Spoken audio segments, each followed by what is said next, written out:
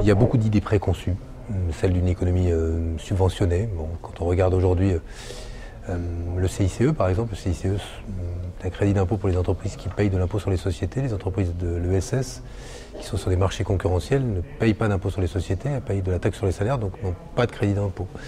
Donc entre Emmaüs et Veolia, qui sont sur le même marché, le plus subventionné des deux n'est pas Emmaüs, mais Veolia. Donc c'est le premier préjugé. Le deuxième préjugé, c'est de la ramasser une forme d'économie de la réparation, de gens cabossés qui réparent des choses cabossées pour les revendre à d'autres gens cabossés, moins cher. C'est cela, avec l'insertion par l'activité économique, mais ce n'est pas que cela, puisqu'en fait, l'économie sociale et solidaire, ça rassemble toute entreprise sur un secteur concurrentiel exclusivement ou partiellement, mais toute entreprise privée qui fait des profits, mais fait un usage différent de ces profits, puisqu'elle s'assigne l'obligation de les réinvestir dans l'entreprise ou en réserve impartageable. C'est le modèle non lucratif. Et ces entreprises non lucratives, elles sont dans tous les secteurs, le secteur hospitalier, le médicament, le sanitaire et social, avec les scopes dans le secteur industriel, le bâtiment, les technologies, avec les associations dans tous les domaines, les loisirs, le tourisme. Donc on a là une économie qui est au contraire une économie qui a vocation à se développer et qui a comme particularité de rechercher systématiquement à associer ou à combiner performance économique et utilité sociale.